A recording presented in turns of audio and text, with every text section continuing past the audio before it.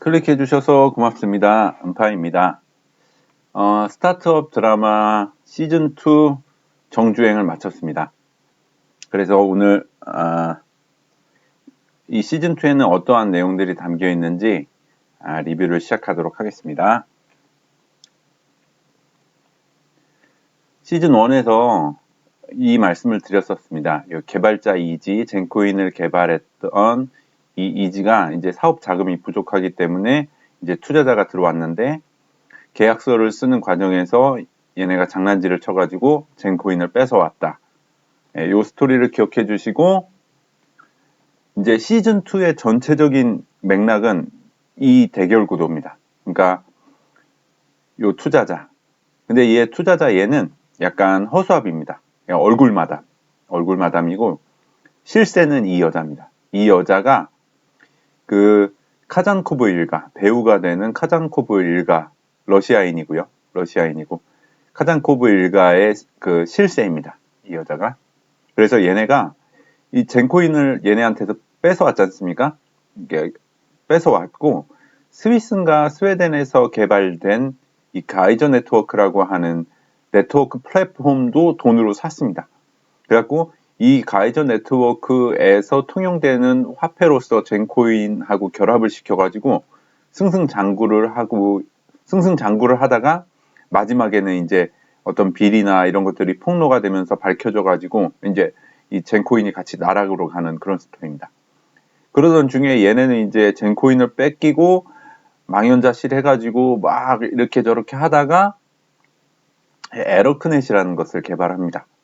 에러크넷이라는 것을 개발을 하고 이제 아주 노련하고 경험 많고 돈 많은 투자자를 확보합니다. 이 사람이 투자자입니다. 그래가지고 이 사람 그리고 니콜라스, 이지 그리고 이 여자는 이 투자자의 딸인데 이 일을 잘합니다. 그리고 그 갱단 흑인 있지 않습니까? 흑인 팀 한 명 더 있고 몇 명이 더 추가됐는데 그렇게 팀을 꾸려가지고 얘네랑 이렇게 대응을 하는 맞서는 구도로 시즌2가 진행이 됩니다. 자, 이제 장면 보면서 중요한 내용들이 있는 거 점검을 해볼게요. 근데 이제 막 얘네가 다투다가 얘네가 막 마피아나 조직 갱을 보내갖고 이 개발자 이지의 여동생이 죽습니다. 죽어가지고 이제 한동안 피폐한 생활을 하다가 이제 너무 힘드니까 심적으로 힘드니까 이제 이 친구가 이제 마약을 하는 친구인데 마약을 하고 싶어갖고 이 친구를 찾아갔다가 근데 이 친구가 컴퓨터도 잘합니다. 찾아갔다가 이 친구가 새로 시작하는 작은 프로젝트를 보게 됩니다. 새로 시작한 작은 프로젝트인데 개인 PC를 분산형 데이터 장소로 이용해서 대륙간 네트워크로 만들었지. 이게 뭔 내용인가요? 노드죠, 노드. 개인 PC를 분산형 데이터 저장소로 이용해서 대륙간 네트워크로 만들었지. 그러니까 이지가 보고 멋지다 하고 조금 더 쳐다보다가 여기서 영감을 얻습니다. 이렇게 머리를 한 대 띵 맞은 듯 해가지고 여기서 영감을 얻어서 아까 앞쪽에 나온 그 에러크넷 그것을 개발하게 됩니다. 근데 이제 이게 시즌2기 때문에 2017년도에 방영된 거거든요. 2017년도에 방영된 건데 노드의 개념이 소개된 겁니다. 그죠? 노드 설치하신 분들은 뭐 설치 안 하신 분도 아시죠? 이 노드가 이렇게 작동한다는 것을. 그러니까 노드의 개념이 등장하는 것 같고요. 그다음에 뭐 이제 어떤 대기업과의 커넥션이 또 등장하는데 아마존, 샘성, 마이크로소프트이 나옵니다. 아마존은 또 등장을 하고 여기는 삼성도 같이 등장을 합니다. 다음은 속도가 빠른 암호화가 필요하거든. 이거 이지가 하는 말입니다. 이지가 이 친구한테 하는 말입니다. 그러니까 1편 후반부에 시즌1 후반부에 이지하고 니콜라스하고 러브라인이 형성됐다고 말씀드렸지 않습니까? 근데 이제 이 시즌2를 보니까 이 이지가 동성애자입니다. 그래서 예전의 연인입니다. 이 여자가. 그 개발자 이지의 연인입니다. 근데 이 여자가 이 암호학의 전문가입니다. 최고의 전문가인 네가 필요해. 속도가 빠르고 강력한 암호화를 기반으로 되어 있고 속도가 빠른 뭐 그런 네트워크를 만드는데 이제 암호 전문가가 필요하다는 거죠. 최고의 전문가인 네가 필요해. 라고 얘기하는데 이 여자가 스텔라입니다.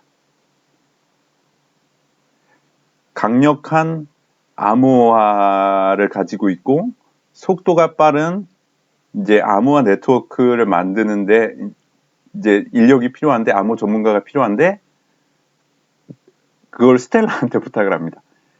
뭐 곧장 요게 떠올라야죠. 그죠? 파이가 SCP 프로토콜을 사용하고 있는데 여기 스텔라죠.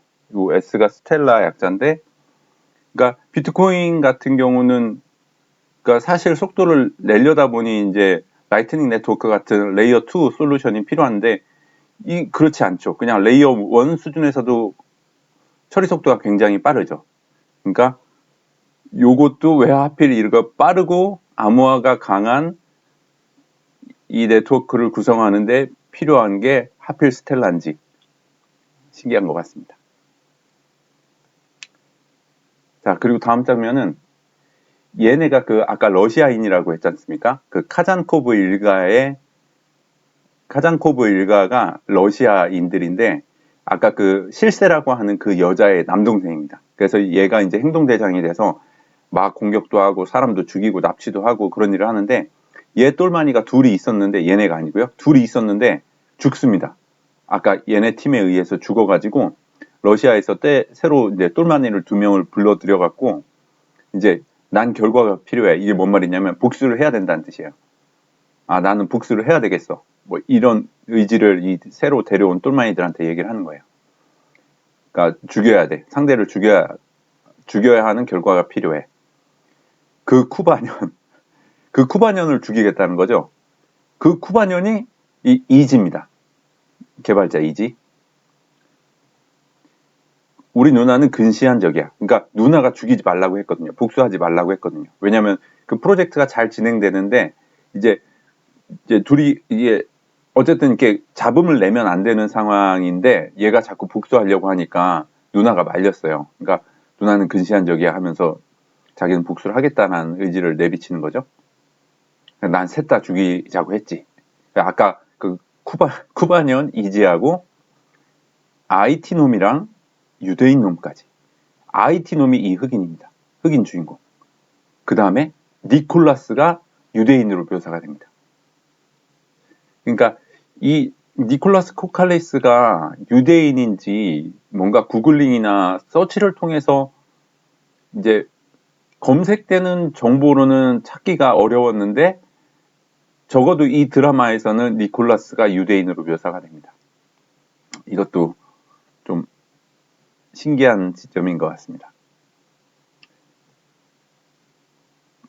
이제 그 씬들은 지나가고 제가 이거 전체를 보면서 주목했던 게 2가지 지점이 더 있는데 요겁니다. 그 배우가 카잔코브 일가지 않습니까? 카잔코브.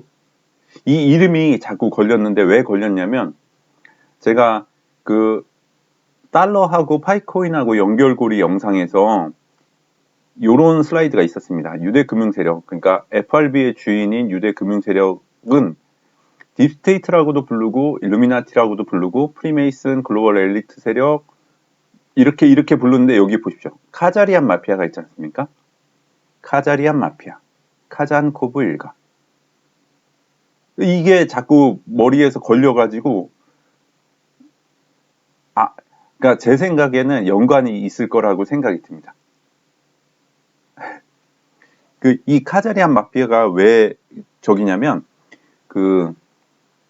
얘네가 유대 금융 세력이지 않습니까? 그러니까 얘네는 기본적으로 유대인들입니다. 유대인. 이게 다른 정체성이지만 같은 사람들이잖아요. 그러니까 유대인인데 예전에 이제 바벨론의 포로로 잡혀갔던 유대인들이 포로에서 풀려나면서 세계 각지로 이렇게 흩어지는 것을 디아스포라라고 합니다. 근데 이게 유대인들이 이쪽 지역에도 흩어지고 저쪽 지역에도 흩어지고 저쪽 지역에도 흩어졌는데 그 흩어진 지역에 따라서 이렇게 분류가 좀 나눠집니다. 그래서 세파르딤 유대인, 그 다음에 아슈케나지 유대인, 그 다음에 미즈라임 유대인, 이렇게 세 가지 정도의 분류로 나눠지는데 그 중에 이 유대 금융 세력에 해당하는 애들은 아슈케나지 유대인입니다. 아슈케나지 유대인인데 걔네는 진짜 유대인이 아닙니다. 그러니까 조금 복잡한데 그냥 쭈루룩 개략적으로 설명만 드리면 이 카자리안 마피아라는 말이 왜 나왔냐면 그 아슈케나지 유대인들은 카자르 왕조가 예전에 있었는데 이 카자르 왕조가 이제 지정학적인 어떤 여건들 때문에 주변국으로부터 이 종교적인 압박을 받게 됩니다. 이렇게 동쪽 로마, 동로마로부터도 이렇게 압박을 받게 되고 양쪽에 낑겨가지고 이렇게 어떻게 할 수 없는 이런 상황에서 그 압박에 못 이겨서 이 주변 국가들의 종교들의 공통 분모를 봤더니 유대교인 거예요. 그래서 유대교를 받아들이면 그런 압박으로부터 조금 자유로울 수 있는 상황이 돼서 유대교를 국교로 받아들입니다. 그래서 카자르 왕조는 이 유대인들의 정통성과는 전혀 관계없는 다른 민족이지만 유대교를 국교로 받아들임으로 인해서 카자르인들이 유대인들로 이렇게 변모를 합니다. 그렇게 된 애들이 아슈케나지 유대인인데 걔네들을 카자리안 마피아라고 부릅니다. 그러니까 현재 미국에서 가장 많은 포션을 차지하고 있는 유대인이 아슈케나지 유대인이고 기득권 세력을 이제 정치나 이제 완전 기득권 꼭대기에 있는 유대인들은 대부분 다 아슈케나지 유대인입니다. 그 사람들을 카자리안 마피아라고도 부르고 요 드라마에서는 그 배우를 카잔코브 일가라고 표현한 게 요거랑 맥락을 같이 하는 거라는 생각이 저는 듭니다.